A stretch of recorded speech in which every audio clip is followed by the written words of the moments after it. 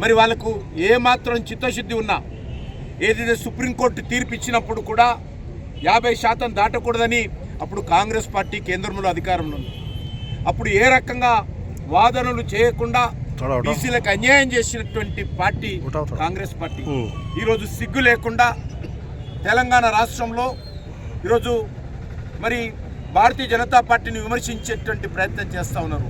మీకు చిత్తశుద్ధి ఉంటే మరి మీరు రకంగా బీసీలకు ఇచ్చినటువంటి 42% రిజర్వేషన్ అమలు చేయలేకుండా చేతులెత్తేసి ఈరోజు తూతూ మంత్రంగా మరి జనాభా లెక్కలు సేకరణ చేస్తున్నటువంటి శాస్త్రీయ పద్ధతిలో చేయకుండా వాస్తవంగా తెలంగాణ రాష్ట్రంలో 56% జనాభా ఉంటే 42% లెక్క చూపించి ఆ 42%లో కూడా 10% ఒరిజినల్ బీసీలను పెట్టి 10% ముస్లింలను కలిపి ఈరోజు దాన్ని 42% అని చెప్పి చివరికి వచ్చేసరికి అది లేదు లేదనకుండా ఈరోజు బీసీలకు అన్యాయం చేసినటువంటి పార్టీ ఈరోజు కాంగ్రెస్ పార్టీ.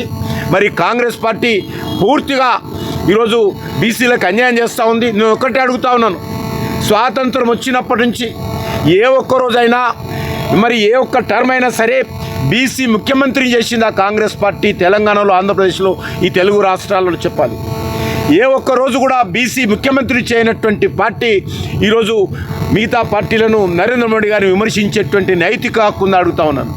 అందుకే భారతీయ జనతా పార్టీ ఒక కమిట్మెంట్తో ఈరోజు సామాజిక స్పృహతో పనిచేస్తున్నటువంటి పార్టీ, మహాత్మా జ్యోతిరావు పూలే ఆశయాలను ముందుకు తీసుకెళ్తున్నటువంటి పార్టీ, మహాత్మా జ్యోతిరావు పూలే స్ఫూర్తితో నరేంద్ర మోడీ గారి నాయకత్వంలో దేశ ప్రజలకు సేవ చేస్తున్నటువంటి పార్టీ. మహాత్మా గాంధీ తర్వాత ఎవరికైనా మహాత్ముడిగా ఈ దేశ ప్రజలు కొలుస్తున్నారంటే అది జ్యోతిరావు పూలే గారిని మహాత్ముడిగా కొలుస్తున్నటువంటి